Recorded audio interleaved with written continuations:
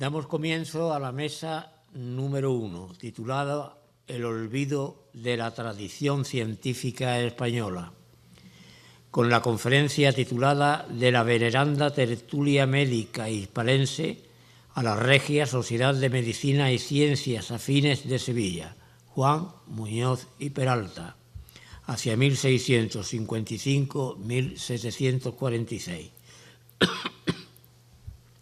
En la República de las Letras, a cargo del doctor don Álvar Martínez Vidal, de la Universidad de Valencia. El doctor Martínez Vidal es licenciado en Medicina y Cirugía por la Universidad de Valencia y doctor en Medicina por la Universidad de Zaragoza. Tras un largo periplo en centros de prestigio como el Instituto Wellcome de Londres, la Universidad de Cantabria y la Universidad Autónoma de Barcelona, desde el año 2010, ejerce como docente en la Universidad de Valencia, donde participa en distintos programas de grado, posgrado y doctorado. De su prolija trayectoria investigadora, destacaremos especialmente sus colaboraciones como doctor vinculado a la institución Milà y Fontanals del Consejo Superior de Investigaciones Científicas, donde desarrolló una línea de investigación sobre los aspectos médicos del movimiento Novator. Es en este ámbito donde se inscriben sus trabajos sobre los teatros anatómicos de Madrid y Barcelona antes de 1750. Fruto de la colaboración entre la Universidad Autónoma de Barcelona y el CSIC, dirigió distintos proyectos de investigaciones titulados Italia y la introducción de la medicina moderna en España, de J.B. Juanini, 1636-1691, a J. Cervi, 1663-1748. Italia y la introducción de la medicina moderna en España II, la aportación catalana, 1675-1717. Iatroquímica y materia médica en el movimiento Novator, 1687-1721. La relación médico-enfermo y sus representaciones, la imagen del médico y del cirujano en la literatura médica de los reinos hispánicos, 1400-1750. La cultura material de la ciencia, recuperación y usos historiográficos. A continuación, le hago entrega de la palabra. Bien, muchísimas gracias por la presentación, las palabras introductorias, y también querría agradecer, en primer lugar, a las personas que han hecho posible esta sesión, mi presencia aquí entre ustedes, al profesor Manuel García Fernández, de la Universidad de Sevilla, e igualmente a José María Martín Humanes, del Instituto Max Planck de Frankfurt. Y a las entidades, empezando por el Ayuntamiento de Araal, y la Diputación de Sevilla y la propia Universidad de Sevilla, que han organizado todas estas jornadas. No sé si se me oye bien. Bien. El título de mi ponencia, como pueden ver ustedes, lo he reducido, un poco lo he simplificado. Al principio los organizadores me propusieron que trazara un marco general de la revolución científica, ¿no? Revolución científica es hoy día una categoría historiográfica algo problemática, que luego explicaré por qué la he evitado. Y en su lugar he propuesto la República de las Letras. Tendré que justificarla, ¿no? En todo caso, sí que querría fijar la atención sobre los orígenes de la Academia Científica Sevillana, la Academia Médica, en concreto, esos orígenes y concretamente la transformación entre la tertulia hispalense a Regia Sociedad, lo cual ocurrió en 1700, el año de 1700. Quizás sea una impertinencia por mi parte venir a hablar de Sevilla y de los sevillanos a esta población, a este lugar. Pero también lo es por otra razón, y es porque entre el público se encuentra Carolina Smith, que recientemente ha dedicado su tesis a Juan Muñoz y Peralta, dirigida precisamente por la profesora, o mejor dicho, por la doctora Mariluz López Cerrada. Con lo cual, digamos, no soy la persona quizá más, pero ella sí está en el programa y mañana tendremos ocasión de escucharla. Bien, hay otra persona que también creo que podría estar perfectamente aquí, que es José Pardo Tomás, con el cual trabajé muchos años en Barcelona, y ahora me encuentro en Valencia trabajando, y ya digo que es una persona con el cual realicé toda una serie de actividades en los últimos años.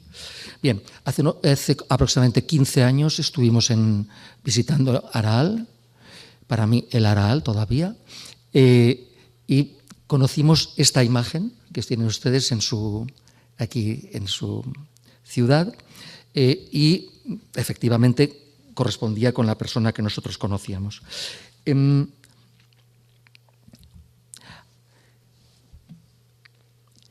Este es el último trabajo que yo publiqué o que nosotros publicamos acerca del movimiento novator. Esto hace ya casi 10 años. En ese trabajo, titulado La medicina y el movimiento novator español, es el que se ve a la derecha. El libro se incluía dentro de un encuentro celebrado en Valencia, en la Universidad Méndez Pelayo, una de las sedes, que se convocó bajo el título de Más allá de la leyenda negra, España y la revolución científica.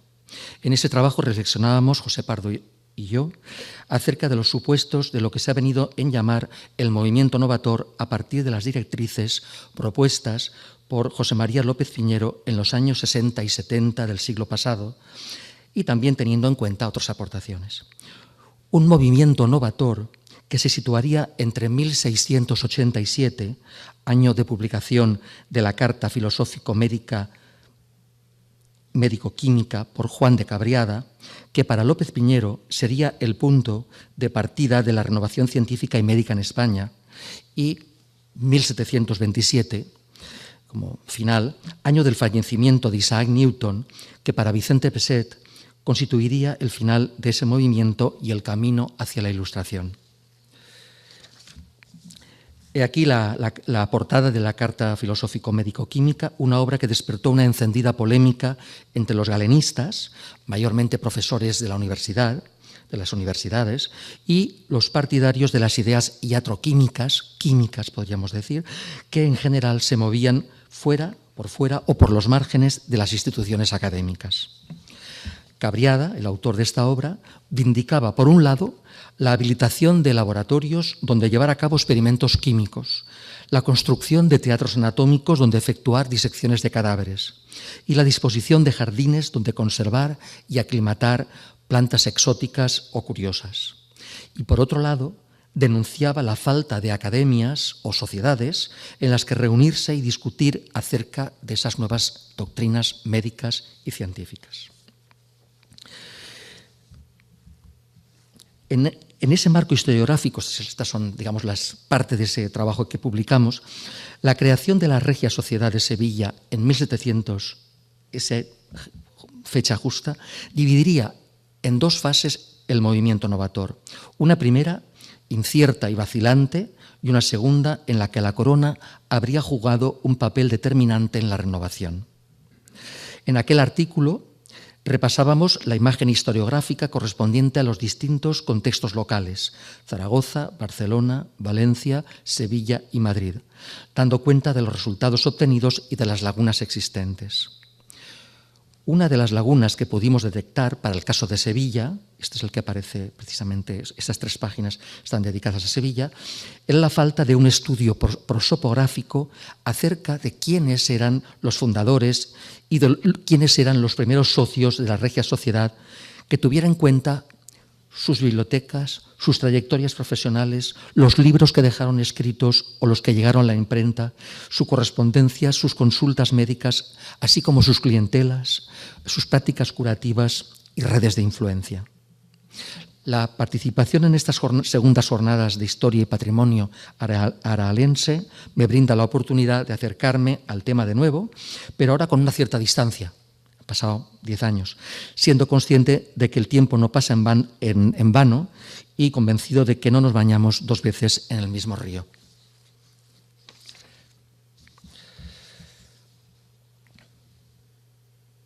No se ve nada. Ah, sí, perdón. Bien, con todas esas advertencias y prevenciones quiero señalar, como lema de mi ponencia, es que la Regia Sociedad Médica de Sevilla fue en sí misma un producto propio de la República de las Letras y no un milagro, como diría Marañón. O dicho con otras palabras, estoy convencido de que la Regia Sociedad Médica de Sevilla, su génesis, sus actividades, su desarrollo, pero también la tertulia que la precedió y, en definitiva, su existencia a lo largo del siglo XVIII, se ha de enmarcar en la llamada República de las Letras, luego explicaré exactamente esto a qué me refiero, y que su presidente, Juan Muñoz y Peralta, fue un genuino representante de tal república en ese espacio virtual europeo. Por eso querría dividir mi intervención en 3 apartados. En el primero intentaré justificar el título de mi ponencia. En el segundo contestaré a la pregunta de por qué fue Sevilla y no alguna otra ciudad de la monarquía donde apareció esa primera sociedad científica. Y en el tercero ordenaré cronológicamente los acontecimientos que hicieron posible la fundación de la Regia Sociedad en 1700 y plantearé, para concluir, una cuestión puramente terminológica.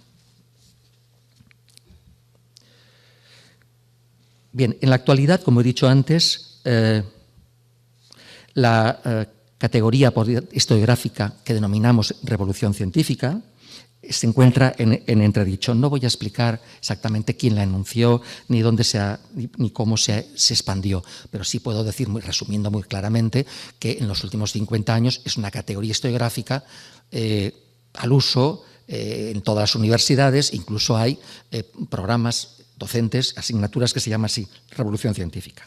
Sin embargo, como digo, y Newton aparecería como la culminación, los Principia Naturali de matemática, de Newton serían la culminación de este periodo que estaría en torno al siglo XVI y sobre todo el siglo XVII. Bien, como decía, esta categoría ha sido cuestionada especialmente por el historiador británico Stephen Shapin en su libro, curiosamente titulado La Revolución Científica, que la considera poco apropiada por las siguientes razones. En primer lugar, porque no existió un programa unitario, sino que más bien habría ocurrido todo lo contrario, la coexistencia de múltiples líneas de investigación, en muchos casos contradictorias las unas con las otras. El sesgo de las ciencias físico-matemáticas personificado en figuras como Galileo, Kepler o propio Newton, y la constatación de que han existido otras revoluciones. Para la química, la revolución química tiene lugar en la segunda mitad del siglo XVIII. La revolución biológica tiene lugar inevitablemente con la línea, de Lamarck, Darwin, Pasteur, ¿no? Y si hablamos de la revolución quirúrgica, nos situamos en otros parámetros. Bien.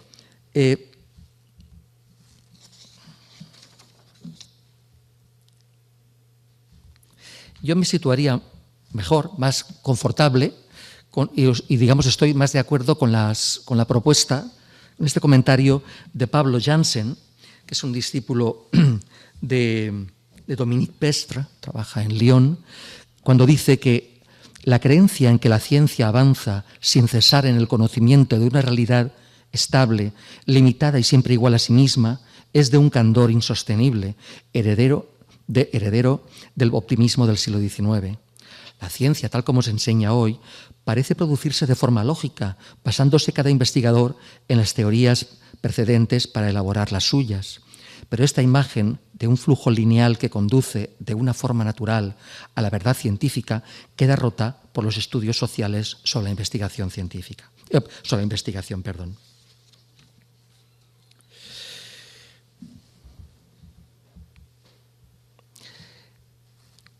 La República de las Letras fue una denominación utilizada ampliamente en la Edad Moderna para referirse, y aquí utilizo la expresión de José Pardo Tomás, para referirse a una especie de espacio virtual por el que circulaban productos y productores de un saber que se pretendía universal en torno a los siglos XVI, desde el XVI al siglo XVIII. A mediados del siglo XVI se desarrolló una red epistolar entre sabios, filósofos, médicos, naturalistas, primordialmente europeos, que a menudo trabajaban aislados y vivían gracias a la protección de un mecenas.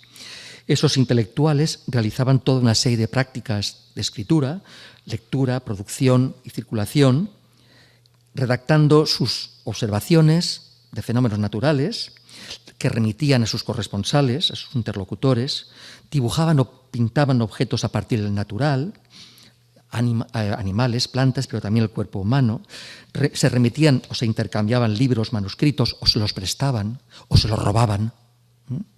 Se diseñaban instrumentos, o los construían, o ayudaban a hacerlo, intercambiaban minerales, cosas admirables, objetos admirables, no importaba si eran naturales o eran artificiales, dedicaban en sus gabinetes horas y horas a ordenar sus colecciones. En Sevilla, precisamente, es donde había este tipo de cámaras de curiosidades o cámaras de maravillas, y a mantener sus correspondencias al día. Todo ello conllevaban un fuerte componente emocional relacionado o derivado de la lectura, de prácticas como la lectura, la escritura, la contemplación solitaria o compartida de imágenes, el coleccionismo, por el deseo mimético que representa la posesión y la ostentación, así como la rivalidad, la discusión en espacios adecuados, ya fueran salones, reboticas o en Inglaterra los coffee houses. Entre los nuevos espacios de reunión y colaboración que aparecieron durante el siglo XVII, cabe destacar las primeras academias científicas, esto es, agrupaciones de sabios que se reunían para intercambiar conocimientos, para consultar libros, para manejar instrumentos, realizar experimentos, presentar informes, leer y discutir observaciones, seleccionar las mejores y en algunos casos incluso publicarlas. Bien, entre las academias, digamos, más cercanas a lo que hoy día denominaríamos ciencia, podríamos señalar la Academia dei Lincei en Roma, fundada por Federico Cesi, ¿no?, en torno a su biblioteca, sus colecciones de antigüedades, su jardín botánico, la Academia del Cimento, a la que perteneció, quizá no diga mucho, pero Giovanni Alfonso Borelli, un diatro mecánico, la Royal Society de Londres, ya de 1660, constituida en torno, sobre la que voy a hablar un poco más, la Académie Royale des Sciences de París, creada ya en tiempos del Rey Sol, y a cargo de ella uno de sus ministros, el ministro de Finanzas, Jean Colbert. Aquí vemos una imagen precisamente del Luis XIV visitando, digamos, la sala de astronomía. La Royal Society de Londres, el título completo es para el desarrollo o la mejora del conocimiento natural, fue fundada en 1660, eso es una convención casi, pero lo que es interesante es el año de la restauración monárquica en Inglaterra, por un grupo de filósofos naturales, a partir de lo que Robert Boyle denominaba el colegio invisible, que seguían el programa del Novum Organum de Francis Bacon y se reunían periódicamente para debatir temas de filosofía natural. 2 años más tarde, en 1662, el rey Carlos II reconoció la sociedad mediante una cédula real. En el 63, mediante un real decreto, la sociedad se dotó de unos estatutos propios, tendría 98 miembros, más un presidente y un secretario, total 100 personas. Muy rápidamente, eso es una publicación de la Royal Society, la micrografía de Robert Hooke, que es muy conocida. Bien, paso adelante. En 1665 empezaron a publicar las Philosophical Transactions, la que se considera la primera revista científica del mundo. Fijémonos en el subtítulo, que hacía referencia a las novedades que se estaban produciendo en la República de las Letras. Bueno, esta revista se ha publicado ininterrumpidamente hasta la actualidad, con lo cual hacía más de 350 años, es la revista científica más antigua que existe. ¿Qué contenían las Philosophical Transactions? Los trabajos convenientemente religados, los papers, o mejor dicho, una selección de los que los socios presentaban, o los corresponsales remitían para su lectura, discusión y aprobación en las reuniones de la sociedad. El año 1667, un clérigo de la sociedad, Thomas Sprat, publica la primera historia de la Royal Society. Esta primera historia no es otra cosa que una descripción en tono elogioso de la Royal Society, sin más, que contiene una información muy valiosa, pero históricamente muy poco, digamos, fidedigna, muy poco, demasiado panegírico, elogiosa. Permítanme ahora que pasemos a glosar la biografía muy brevemente de Muñoz y Peralta. No es mi intención aquí trazar ahora su dilatada trayectoria profesional y científica o académica. Eso lo hará mucho mejor Caroline Smith mañana por la tarde. Yo me limitaré a decir que la fecha de su nacimiento no está clara, fue en torno a 1660. La que aparece en Wikipedia no es verosímil, porque supondría que fundó la Regia Sociedad Médica con 5 años de edad, y esto realmente es muy difícil de creer.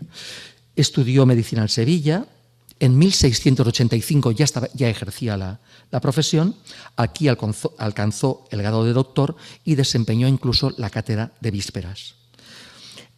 En 1697 se reunía en su casa una tertulia constituida por varios médicos con el fin de debatir acerca de doctrinas espagíricas, es decir, químicas, debatir, digamos, las experiencias con los fármacos, con los medicamentos. El año 99 fue nombrado médico de cámara del rey, recibió el nombramiento, los honores de médico de cámara, y en mayo de 1700, presidía la Regia Sociedad, cuyas ordenanzas aprobó el rey Carlos II. Un año y medio después, en octubre de 1701, consiguió la aprobación y la protección del nuevo rey Felipe V ya de Borbón. A partir de 1709 se traslada a la corte, a Madrid, y sucesivamente pasaría a París con el embajador español en Francia, el que firmaría los tratados de Versalles y Randstad, ¿no? En 1721 acabaría siendo detenido, arrestado por la Inquisición. No hablaré sobre nada de esto. Posteriormente, y esta es la imagen que he reproducido, simplemente es que él intentaría infructuosamente ser familiar de la Inquisición a partir de 1727. Y después de una dilatada vida murió en 1746, 2 años creo antes de la muerte del rey. Perdón. ¿Por qué se fundó en Sevilla la Regia Sociedad de Medicina? ¿Por qué se fundó la primera academia científica en esta ciudad y no en otras? Bueno, yo descartaría de entrada las capitales de la Corona de Aragón, Barcelona, Palma, Valencia y Zaragoza, por las peculiaridades de su organización municipal, que se regía por fueros o por usos y costumbres. Esa organización afectaba el ámbito académico, sus universidades, el ejercicio profesional de la medicina, los colegios de doctores en medicina y la configuración hospitalaria, los hospitales generales. Nada que ver con la Corona de Castilla. Y lo mismo digo de las capitales de los virreinatos americanos, Lima o México. Otra cosa sería el virreinato de Nápoles, pero lo cierto es que en Nápoles, ni tampoco en Mesina, acabó fraguando nada parecido a la Regia Sociedad de Sevilla. A mi modo de ver, habría al menos 3 elementos que cabría considerar a la hora de explicar por qué se fundó en Sevilla una sociedad científica de esas características. En primer lugar, por la capitalidad del Imperio Español ultramarino y el cosmopolitismo que esa ciudad tenía y seguía teniendo, a pesar de ese cierto estancamiento del que se ha hablado a partir de la segunda mitad del siglo XVII, ese cierto estancamiento. De esa época es precisamente empieza la construcción del Colegio de San Telmo, donde albergaría la Escuela de Náutica. Aquí aparece la imagen. En segundo lugar, el escaso relieve y dinamismo de la Facultad de Medicina, caracterizada por su conservadurismo, desde el punto de vista doctrinal, dominada absolutamente por el galenismo. Nada que ver, además, con el papel que jugaban Valladolid, Salamanca y sobre todo Alcalá sobre la corte y sobre el Real Tribunal del Protomedicato de Castilla. Salvo excepciones, los profesores sevillanos eran galenistas acérrimos y se resistían a aceptar las doctrinas modernas, en particular las concepciones químicas, tanto en el plano de la fisiología como el de la patología y el de la terapéutica.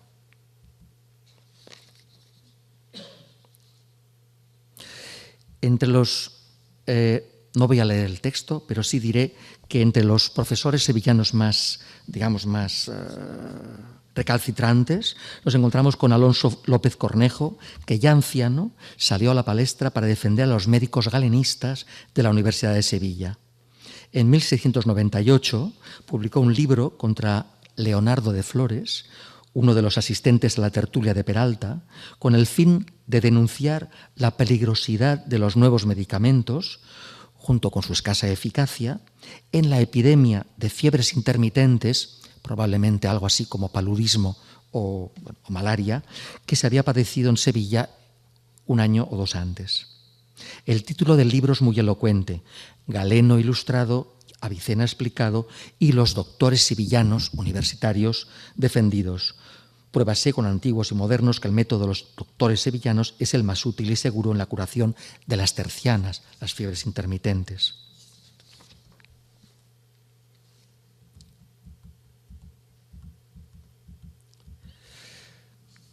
Bien, y ahora paso al protomedicato.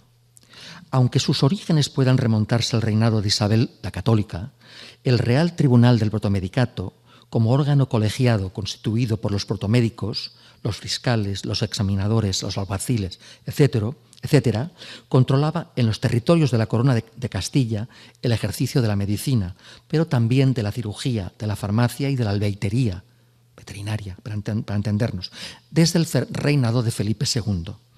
El tribunal designaba a los examinadores que efectuaban las visitas a las boticas y que examinaba a los médicos licenciados que querían ejercer la medicina. Los médicos revalidados por el protomedicato no solamente podían ejercer la medicina, tenían el privilegio de preceder en las juntas a aquellos médicos que habían obtenido el grado de doctor en las universidades castellanas. Cuando digo castellanas me refiero a toda la Corona de Castilla.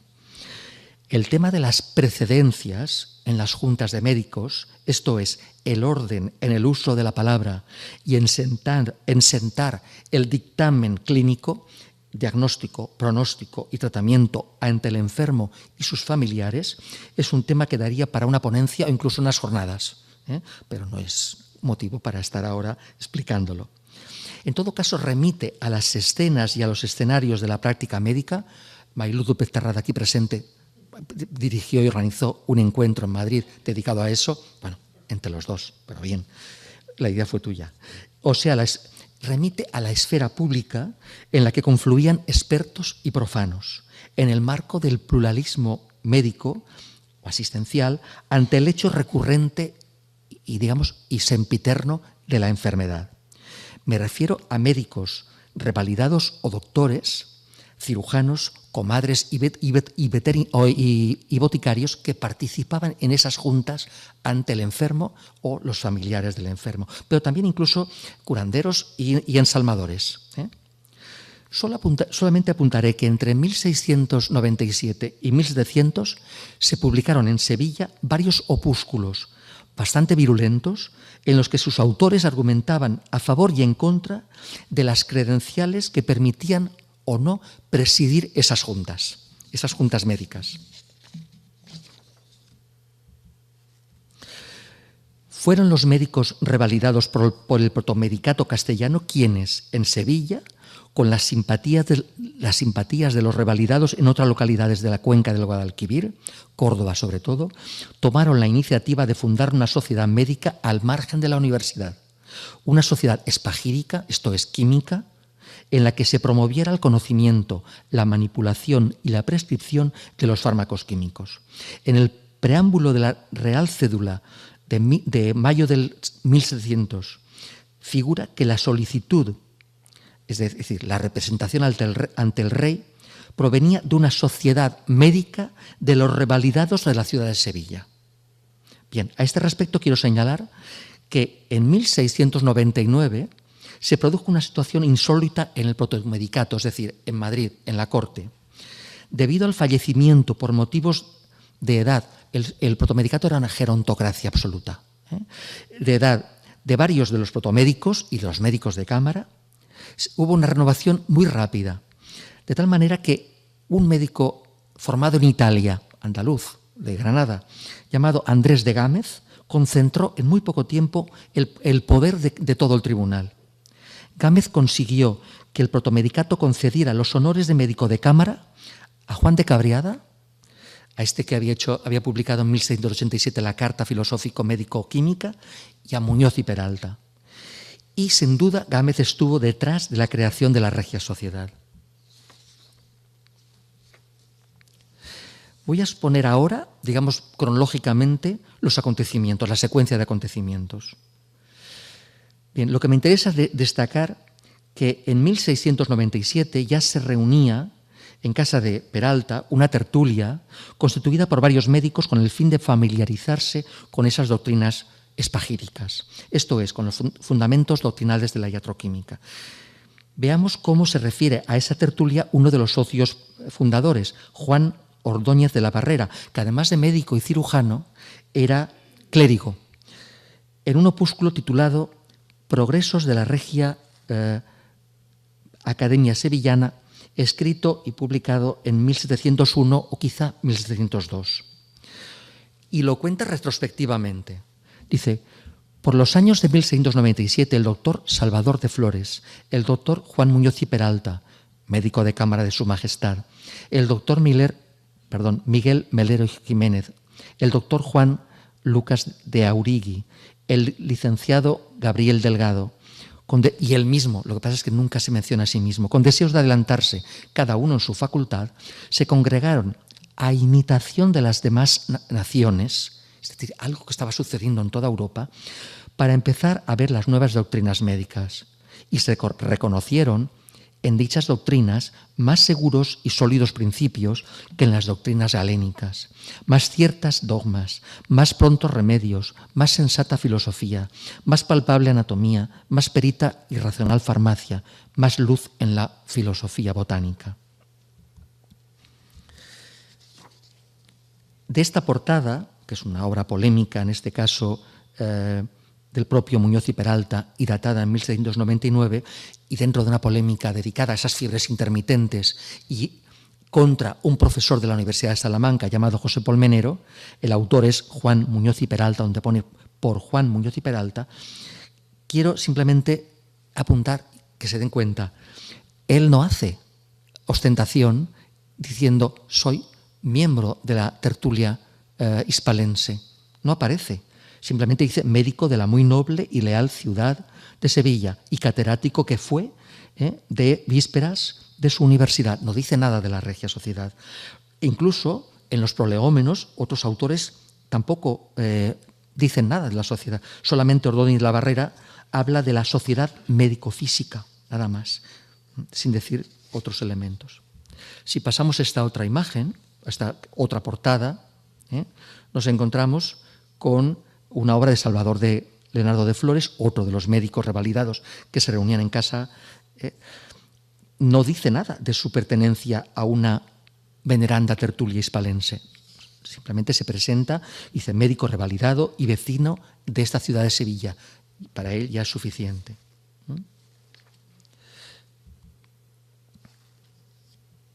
En esta obra de Muñoz y Peralta, titulada Residencia Piadosa. Estamos ya en 1700, febrero de 1700. Este es un libro polémico, como todos en esa época, en la cual, dirigido contra López Cornejo, el catedrático ya anciano, pero que había, digamos, protagonizado la polémica anterior. Bien, en esta, que estamos ya en 1700, fíjense ustedes que él dice que es médico de cámara. Y dice presidente actual de la tertulia hispalense. Es el primer momento en el cual aparece denominado de esa manera. Presidente actual de la tertulia médico-química de dicha ciudad y médico de cámara, a partir de ese momento que había obtenido los favores, los honores los honores de médico de cámara, una distinción, digamos, altísima dentro de la jerarquía y las carreras médicas. Bien, ahora nos acercamos ya al momento de la fundación. En mayo de 1700, el rey Carlos II aprueba oficialmente la Regia Sociedad de Sevilla mediante una real cédula. Le ofrece su protección y le da los estatutos o ordenanzas por las que tenía que regirse. En lo que se refiere a la orientación doctrinal, las ordenanzas de la Regia Sociedad son del todo inequívocas. La primera de todas ellas, son 15, dice claramente: primeramente, ordenaron que todos los socios han de tener cuidado en los lugares que se hallaren de habilitar en todo lo que pudieren a los fármacos en la doctrina espagírica, para que tengan pronto los remedios precisos y, no hallándose hábiles en la manipulación de ellos, den cuenta a la sociedad para que se les remita el más seguro modo de su manipulación y las farmacopeas que pidieran. Toda la tónica es del mismo, muy semejante. Una de ellas, simplemente quiero atraer la atención por lo que tiene de simbólico. Porque cuando hablamos de la Regia Sociedad Médica de Sevilla y de sus publicaciones, pensamos en las memorias y disertaciones que empezaron a publicarse en 1736 y luego más tarde. Fíjense en esta ordenanza de 1700, mayo de 1700, dice: ordenaron que la sociedad tenga la obligación todos los años de imprimir lo que en el discurso de ese año, hubiera logrado en el adelantamiento de los experimentos físicos, químicos y anatómicos, y para ello se repartan los asuntos de todos los socios ausentes para que cada uno escriba en ellos lo que fuere más genial, más novedoso, podríamos decir, esa obligación.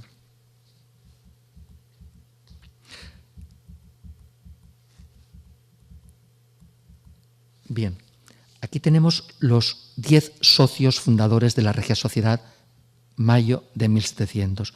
Fíjense, en primer lugar, el foco sevillano, pero también el madrileño y una persona más en Córdoba. En Córdoba es un capellán de la catedral, quizá relacionado con el obispo.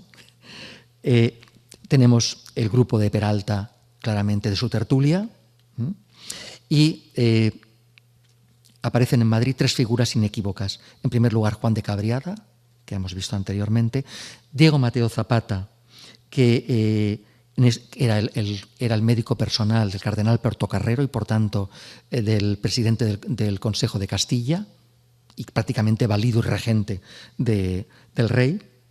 Y, finalmente, Miguel Marcelino Boix y Moliner, que no tenía mucha significación, pero había sido catedrático en la Universidad de Alcalá.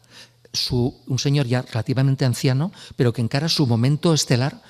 Faltarían casi 10 años para empezar, pero inequívocamente podemos decir un moderno, un novator.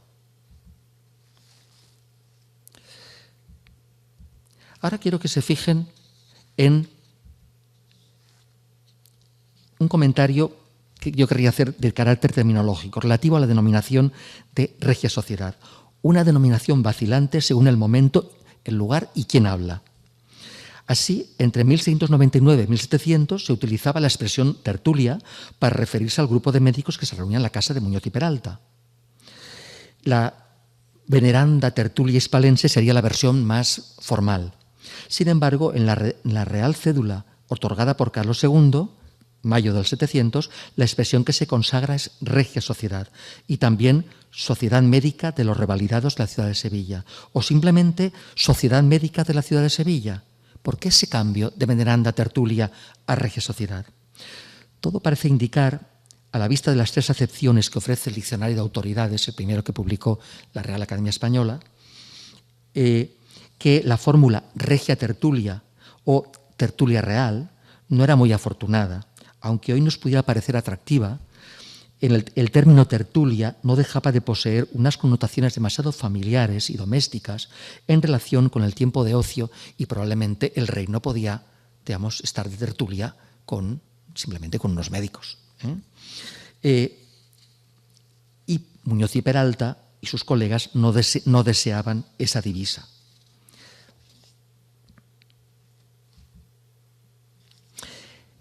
El rey Carlos II había muerto sin heredero, murió el día de Todos los Santos de 1700, y en ese momento empezó el pleito sucesorio por la corona entre Felipe d'Anjou, Felipe V, y el archiduque Carlos de Austria.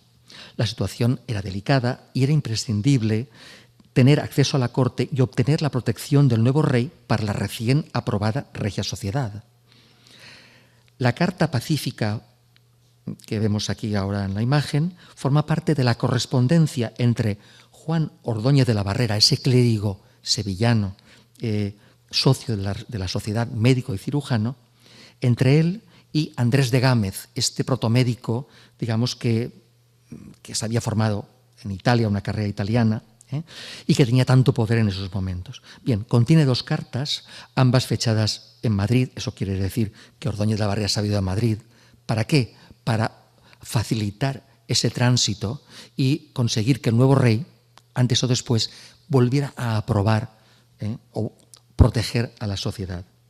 Bien, con esas dos cartas, una de enero, 25 de enero de 1701, y una larga respuesta de Ordóñez de 1 de febrero, están posicionándose ante no solamente el rey, sino todo su séquito y la nueva corte. En esos momentos, no sé si se darán cuenta que en dos ocasiones aparece la expresión academia. Por primera vez, la Regia Sociedad es denominada Academia Sevillana, Regia Academia Sevillana. Bien, este opúsculo rarísimo, muy raro, probablemente el ejemplar que yo he manejado es único, fotocopia, por supuesto. Bien, aparecen no ya esos 10 primeros fundadores, aparecen 53 nombres al que hay que agregar el del propio Ordóñez, es decir, 54 personas. ¿Qué quiere decir esto? Que se habían afanado en Madrid a conseguir, no solamente en Madrid, otros socios que dieran apoyo para conseguir esa refundación. Bien, y aquí nos narra Ordóñez de la Barrera, en esos progresos de la Regia Academia Sevillana, esa primera historia, al igual que Spratt en Londres, nos narra cómo había sido esa refundación en octubre de 1701 ante ese rey de 17 años, por otra parte, Felipe d'Anjou, Felipe V, en la cual, con esas palabras, postrados los 3 campeones médicos, celebró el presidente de nuestra Regia Academia Sevillana siempre la venida de su majestad desde Francia, con una oración latina, y puso en sus reales manos un memorial. Ese memorial yo no lo he visto nunca, cuyo contenido explicaba los deseos que tenía la Academia Sevillana, no Regia Sociedad, de que su majestad fuese protector de ella, como lo era la de París, su cristianismo abuelo. Vamos a encontrar un paralelismo entre la Academia de Sevilla y la Académie Royale des Sciences de París. Bien, si vemos esos nuevos socios que tiene ya en ese momento, no son ya los fundadores, sino se ha ampliado. Fíjense ustedes cómo octubre de 1701, esa labor de captación, aquí tenemos médicos y boticarios. Fíjense cómo en Córdoba, que solamente había uno, tenemos ya 8 personas.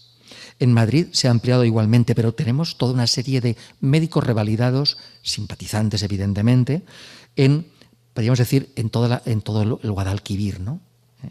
Bueno, aparece también Ceuta o también Toledo, para que se fijen ustedes.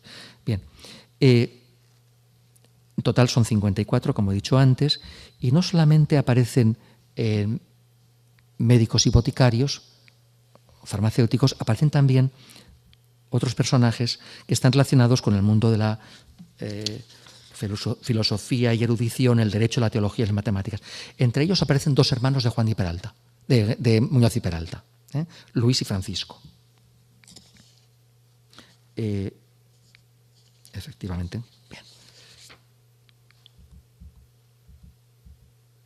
Bien, y este es el discurso del rey, reproducido por García Romero en su triunfo de la Regia Sociedad Hispalense, que tendría que digitalizarse y ponerse en Internet, lógicamente. Yo diría que es prioritario. El discurso del rey. Y el rey dice así empieza, por cuanto vos, la Sociedad Regia, Filosófica y Médica de Sevilla, esta es la primera vez que aparece esa expresión, me ha representado, fuisteis erigida a imitación de la Real Academia de París, con la aprobación de los de mi Consejo de Castilla, totalmente cierto, detrás estaba Diego Zapata, e informe del protomedicato, detrás estaba Gómez, y que estáis continuamente trabajando en los experimentos filosóficos, médicos, químicos y anatómicos, a expensas de los caudales de los socios, encaminándose ese trabajo a la salud pública, como se practica en las academias y sociedades de Europa. Es decir, se está haciendo en Sevilla lo que se está haciendo en Leipzig, en Roma, se está haciendo en Florencia, en París o en Londres. Suplicándome que para que os alentéis a esta fina tarea, digamos, sea servido de haceros la honra de ser vuestro protector, como lo es el señor Rey Cristianísimo, mi abuelo, de la Academia de París. Bien, mi hipótesis es que la Regia Sociedad es la traducción literal de Royal Society. Cabía haber utilizado la expresión Academia Real en su momento, siguiendo el modelo de la Académie Royale des Sciences, pero no se hizo así. Se prefirió, en cambio, Regia Sociedad, similitud que en la época no debió pasarse desapercibida. Todo el mundo sabía lo que era la Royal Society. Lo dejo ahí por si alguien, quién sabe, en el futuro quiere tirar del hilo. Bien, de modo significativo, el rey, en su cédula, utilizaría otra expresión intentando relacionar esa vinculación entre su abuelo, el Luis XIV, y su propio.